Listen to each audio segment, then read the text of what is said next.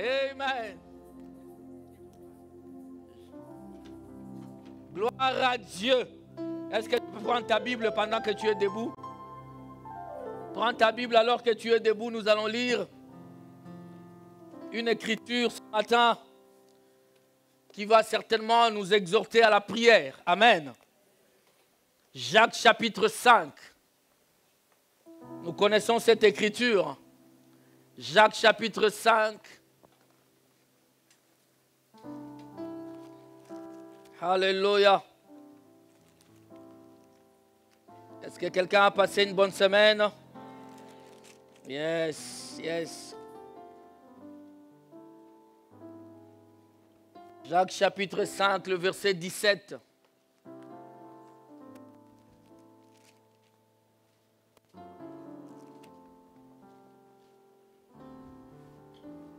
Est-ce que quelqu'un connaît le prophète Élie? Est-ce que tu connais le prophète Élie? La Bible dit, Élie était un homme de la même nature que nous. Il pria avec instance pour qu'il n'ait plus point. Et il ne tomba point de pluie sur la terre pendant 3 ans et 6 mois. La suite. Puis il pria de nouveau. Et le ciel donna de la pluie. Et la terre produisit son fruit.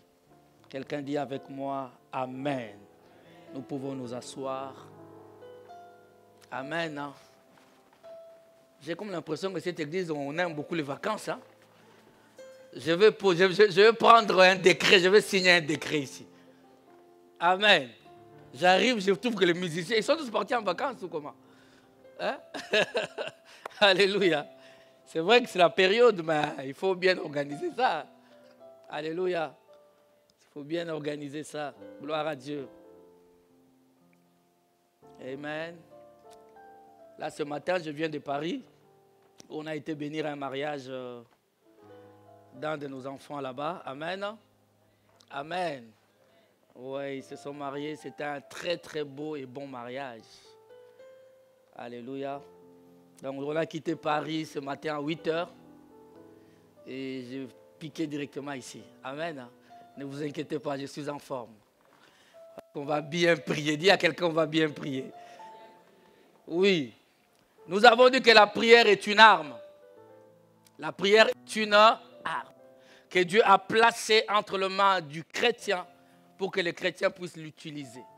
Et le vendredi, je vous ai dit, on ne donne une arme. Normalement, une arme est réservée à un soldat. Il y a des soldats de Dieu ici. Normalement, une arme est réservée à un combattant. Une arme est réservée soit pour attaquer, soit pour défendre. Une arme, on ne les donne pas entre les mains d'un enfant qui ne sait pas l'utiliser. N'est-ce pas? Donc si Dieu te donne une arme, Dieu veut assez que tu l'utilises. Et cette arme, nous disons, c'est la prière. Alléluia. La prière, nous l'avons définie aussi comme une expression directe et spontanée à Dieu. Des fois, frères et sœurs, la prière ne doit pas être trop calculée. Dis avec moi, calculée. Des fois, nous sommes là, nous calculons beaucoup. Même l'orthographe, même les articles définis et indéfinis. Amen. Non, quand ton enfant vient te voir pour te demander quelque chose, les articles, ce n'est pas son problème. Cet enfant là où il y a le lait, il mettra là. Mais nous, quand nous prions, nous sommes tellement concentrés. Tu veux que ton voisin t'entende parler un français raffiné. Raffiné, mais qui ne touche pas le trône de Dieu. Alléluia. Je vous ai dit, priez dans la langue où tu comprends le mieux. La langue où tu sais bien t'exprimer. Amen. Si c'est en Wolof, c'est en Wolof. Si c'est en Lingala, c'est en Lingala. En français, en anglais, sois à l'aise. Amen. Si c'est en créole, c'est en créole. N'est-ce pas? Papa Ghislain, si c'est en créole, vas-y. On est à l'aise. Sinon, tu vas commencer à beaucoup réfléchir. La prière est une expression spontanée et directe à Dieu. Alléluia. Le Seigneur veut t'entendre ce matin s'approcher de lui avec un cœur d'enfant. Un enfant qui vient chercher son Dieu, qui vient parler à son Dieu. Alléluia. Et je vous ai dit que toute situation dans la vie, toute circonstance dans la vie doit normalement inspirer une prière. Amen. Chaque situation dans laquelle tu traverses, quand je dis situation, toi tu vois seulement, je ne me suis pas encore marié, je n'ai pas encore d'enfant, je n'ai pas encore de travail. Non, quand tu te lèves le matin, tu vois le soleil, c'est un sujet de prière. C'est ce qu'on a dit. Je constate que j'ai l'être. Et non seulement l'être, j'ai aussi le mouvement. Donc, je respire et je peux bouger. C'est un sujet de prière. Alléluia. Alléluia. Quand tu demandes quelque chose, tu pries. Lorsque tu reçois l'exaucement, tu dois aussi prier. C'est-à-dire que la vie du chrétien, c'est une vie de prière. C'est la deuxième semaine où on en parle. Je vais parler juste un peu. On doit prier, mes amis. Et surtout dans ces temps d'été où il y a la distraction règne. Alléluia. Vous avez vu, nous on était là-bas, il a plu toute la journée. Samedi. Ici il faisait beau. J'ai constaté que les dimanches en été, ça fait toujours beau. Pour que tu aies la difficulté de faire le choix. D'aller dans un parc ou de venir à l'église. Mais tu as fait le choix merveilleux de venir dans la présence de Dieu. Donnez-moi un amen bien. Ici, on nous parle d'Élie. La Bible précise quelque chose. Parce qu'il y a des choses que nous constatons dans la parole de Dieu. Les héros de la foi ou tout ce que les prophètes ont fait, nous constatons certaines choses où nous pouvons nous dire que ces gens n'étaient pas humains. C'était pour eux, c'était dans leur temps. Mais ici dans Jacques, il est bien précisé. Avant de dire quoi que ce soit, Dieu dit Élie était un homme de la même nature que toi, que moi. Alléluia. J'aimerais que tu comprennes. Tous ceux dont Dieu a utilisé dans la parole de Dieu étaient des hommes de la même nature que toi. Élie n'est pas descendu du ciel directement. Élie est passé par le ventre d'une femme. Et Élie a prié, le ciel a été fermé, il a prié, le ciel a été ouvert. Un homme de la même nature que toi et moi. De la même manière, lorsque nous entendons dire que Josué a arrêté le soleil à Gabaon, on peut se dire, mais non. Il y a certains scientifiques qui ne croient pas. Pas certains, les scientifiques ne croient pas. Il y a même certains serviteurs de Dieu qui ne croient plus à ces choses. Moi, j'ai entendu un prédicateur en train de dire, c'est faux tout ce qu'on dit que David a tué les lions et l'ours. Il a dit non. Toi, tu peux trouver... Il est dans la raison. Mais la foi quitte la raison. La foi quitte la raison. La raison, quand l'homme réfléchit, personne ne peut déchirer les lions comme on déchirait un chevreau tel que Samson l'a fait. Alléluia. Mais lorsque nous savons qui est notre Dieu, rien ne lui est impossible. Alléluia. Est-ce que quelqu'un croit qu'il aura la solution à son problème ce matin? Élie était un homme de la même nature que toi et moi. C'est-à-dire un homme qui dormait, qui s'est réveillé aussi. Alléluia. Un homme qui mangeait. Un homme qui parlait. Un homme qui voyait comme toi et moi.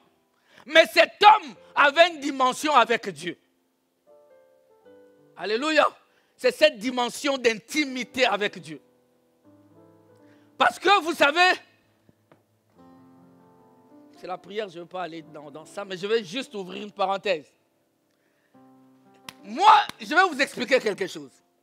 Il y a des choses de foi que nous faisons dans notre marche chrétienne, inspirées par Dieu, sans que toi-même tu saches que c'était inspiré par Dieu. Alléluia. Élie, lorsqu'il dit, il y aura ces temps-ci ni pluie, il y aura ces temps-ci ni rosée, qui descendra du ciel sur la terre. Amen. Il dit, si ce n'est à ma parole. Quand ta parole devient la parole de Dieu, c'est alors que je dois faire attention. Est-ce que je parle à un enfant de Dieu? Quand ta parole devient la parole de Dieu, c'est alors que tu feras attention. Alléluia. Élie avait atteint cette dimension où Dieu dira à Moïse, je t'ai fait Dieu. Remarquez que Moïse, Dieu a dit à Moïse, je t'ai fait Dieu. Il lui a donné même un prophète, Aaron, son frère. Et lorsque Moïse va à l'encontre de la parole que lui-même a donnée au peuple, qu'aucun de vous ne puisse se marier aux étrangères, lui-même il s'est marié à qui? À Séphora, une étrangère. Il y a eu des tumultes, des murmures. Malgré ça, bien aimé, tu ne peux pas t'opposer à celui qui a Dieu en lui. Avant de t'opposer à quelqu'un, rassure-toi qu'il n'a pas Dieu. Même si tu vois qu'il est foncièrement dans une erreur. C'est un conseil que je te donne. Tu peux voir quelqu'un qui dit, mais bibliquement parlant, parce que le temps de Moïse, bibliquement parlant, Moïse était en erreur. Il prêche aux gens, il dit, vous ne pouvez pas vous marier aux étrangères. Mais lui-même, il prend une femme païenne. Sa sœur a dit, mais non Moïse. Alléluia. Myriam a boudé. Aaron a boudé. Mais c'était dans le plan de Dieu. Je ne te dis pas que tu ne peux pas dire que ça c'est faux. Mais sois-en sûr que toi tu es avec Dieu et que lui n'a pas Dieu. De la même manière, Samson, il vient voir ses parents, il leur dit, moi j'ai trouvé une femme là-bas chez les Philistins. Ils lui ont dit, mais il y a plein de femmes ici. La Bible dit clairement, précisément, que les parents de Samson ne savaient pas que la chose venait de Dieu. Donc, Samson était en train d'enfreindre la loi de Dieu sous l'impulsion du Dieu lui-même. Quelqu'un est monté ou pas? Voilà pourquoi sois-en sûr que celui à qui tu t'opposes n'a pas le vrai Dieu. Même dans son erreur, le Seigneur le relèvera. Je te dis, même dans son erreur, l'Éternel l'est. N'est-ce pas, c'est ce qu'on a vu le vendredi ici. L'Éternel relève toujours ses enfants. Michel dit, ne te moque pas de moi, mon ami. D'où je suis tombé là, l'Éternel me relèvera. Alléluia. Pourquoi l'Éternel va te relever? Parce que tu n'es pas seul. Il est avec toi, mon frère. Alléluia. Élie est un homme de même nature que toi. Josué était un homme de la même nature que toi et moi. Élisée est un homme de la même nature que toi et moi. Mais je vais augmenter ta foi un peu ce matin. Mais en termes du plan de rédemption de Dieu, ils étaient plus loin que toi et moi. Non, tu ne m'as pas compris. Nous sommes plus proches de Dieu qu'Élie en son temps. Pourquoi vous êtes silencieux? Toi et moi, écoute bien, nous sommes plus proches de Dieu que Moïse en son temps. Toi et moi, nous sommes plus proches de Dieu que Josué en son temps. Pourquoi? Parce que nous ne sommes pas, nous, aujourd'hui, sous le sang des bouquets de taureaux. Hein? Hein? Ils ont fait tous ces miracles avec le sang de boucs et de taureaux. Mais la Bible dit que toi et moi, alléluia, le Seigneur Jésus est mort à la croix. Toi, ta prière est plus claire, plus puissante que la prière de tous ces anciens que tu connais. Pourquoi? Jésus est mort à la croix. Ils ont fait ces choses alors que Dieu n'avait pas encore dit tout est accompli. Ils ont fait ces choses alors que le Seigneur n'était pas encore mort à la croix. Parce que Jésus savait. Frère, la Bible dit ces choses ont été écrites pour notre connaissance à nous, pour que nous puissions grandir. Je veux dire à quelqu'un, toi tu es plus proche de Dieu que tous ces anciens que tu connais. Alléluia. Alléluia. Comme vous le savez, cette phrase, je la répéterai tout le temps. Eux, ils n'avaient pas Dieu en eux. Parce que Dieu ne pouvait pas être en eux. Ils avaient Dieu avec eux. D'ailleurs, les Josué, les Moïse, ils avaient Dieu sur eux. Parce que Dieu est venu avec, c'est avec Jésus-Christ. Et le Saint-Esprit est venu Dieu en nous. Frère, comment toi tu peux douter de ta prière? Si Élie était un homme de la même nature que toi et moi, alors qu'il n'avait que Dieu en lui, plutôt sur lui. Toi, tu as Dieu en toi. La parole qui sort de ta bouche, je n'ai pas blasphémé, doit être plus puissante que la parole qui sortait de la bouche d'Élie. Est-ce que j'augmente la foi de quelqu'un ici? Alléluia. Amen. Je peux même encore aller plus loin. Élie, tous ces gens n'étaient pas les temples de Dieu. C'est toi et moi qui sommes des temples du Saint-Esprit. Mais tu peux faire au-delà. Élie était un homme de la même nature que toi et moi. Un jour, il a prié. Mais quand tu vas lire ça dans 1 Roi chapitre 17, Jacques chapitre 5, on reprend seulement 1 Roi chapitre 17. Écoutez. Là-bas, on ne nous dit pas qu'Élie a prié. Amen. On ne nous dit pas qu'Élie a prié. Écoutez, on va les lire. Et nous allons prier. Alléluia.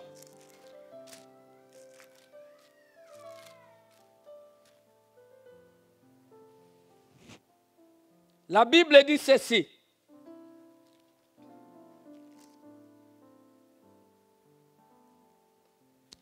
Prenons 1 Roi chapitre 18 plutôt.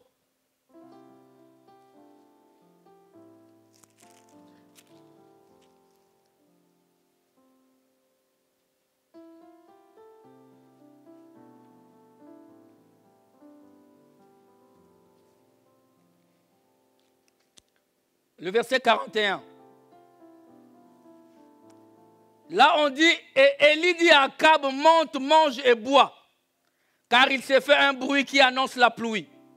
Akab monta pour manger et pour boire, mais Élie monta au sommet du Carmel et se pencha contre terre. Il mit son visage entre ses genoux et dit à son serviteur, monte, regarde du côté de la mer. Le serviteur monta, il regarda et dit, il n'y a rien. Élie dit 7 fois, retourne. À la 7e fois, il dit, voici un petit nuage qui s'élève de la mer et qui est comme la paume de la main d'un homme. Élie dit, monte et dit à Akab, attelle et descend, afin que la pluie ne t'arrête pas. En peu d'instants, le ciel s'obscurcit par les nuages, les vents s'établissent et il y eut une forte pluie. Akab monta sur son char et partit pour Jezreel. Et la main de l'Éternel fut sur Élie, qui se saignit les reins et courut devant Akab jusqu'à l'entrée de Jezreel. Écoutez, frère, bien avant ça, Élie, quand vous lisez, Élie a dit seulement une phrase. Il n'y aura ni pluie ni rosée si ce n'est à ma parole. Mais dans Jacques, c'est Jacques qui nous explique un peu la scène, comment cela s'est passé. Nous pouvons croire que Élie s'est mis devant, comme ça il a parlé et ça n'est fini. Mais non. Dans le livre de Jacques que nous avons lu tout à l'heure, est-ce qu'on peut nous le remettre au verset 5, au chapitre 5? Nous allons prier, mais écoutez ceci. Élie était un homme de la même nature que nous. Il pria avec instance pour qu'il n'ait plus point et il ne tomba point de pluie sur la terre. Donc ce n'était pas une simple déclaration. C'était un temps de prière où Élie a prié avec instance. intense, avec foi et détermination. Alléluia. J'aimerais que lorsque nous allons prier, frère, les ciels qui t'envoient des mauvaises ondes peuvent se fermer aujourd'hui. Et lorsque tu peux prier également, ouvrir les ciels pour de grandes bénédictions. De ta parole, ce matin peut fermer des choses, peut ouvrir des choses. Donnez-moi un amen, bien. Ça peut fermer les ciels, ça peut ouvrir les ciels.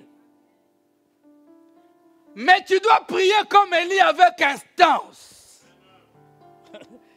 Alléluia. C'est comme je vous ai dit, Élie ne savait pas les conséquences de cette prière. Mais comme Dieu était dans sa prière, Élie n'a pas manqué de quoi manger ni de l'eau à boire. Alléluia. J'aime bien quand l'homme prie sous l'inspiration du Saint-Esprit. Écoutez, Élie s'est mis à prier et le ciel a été ouvert. Dans la vie, écoutez, Élie dit 7 fois à son serviteur, va voir. Son serviteur sort et dit, homme de Dieu, tu as prié, je vois rien. Vous êtes là? Il retourne. Élie lui dit encore, va voir. Cela veut dire qu'Élie croyait qu'il priait un Dieu qui exauce la prière. Même si ça tarde, mon frère, attends-la et ça s'accomplira. N'abandonne pas, ne t'arrête pas. Crois en ta prière. Alléluia. L'homme est venu lui dire, Élie, arrête, il n'y a rien. Il dit, non, retourne encore. 7 fois, la 7e fois, il n'a pas vu quelque chose d'extraordinaire. Un petit nuage. Dis avec moi, je suis un petit nuage. Alléluia. Mais qui annonce une grande pluie. Un petit nuage. Mais derrière ce petit nuage, une grande bénédiction. Ne prie pas aujourd'hui comme si... Non, tu pries avec foi et détermination. Alléluia. En lisant ceci, j'en parlais à mes enfants ici dernièrement. Quand vous prenez dans Luc chapitre 4, on va terminer par là, je vais donner quelques requêtes et nous allons prier. Dans Luc chapitre 3 plutôt, cette écriture, alléluia, au verset 21.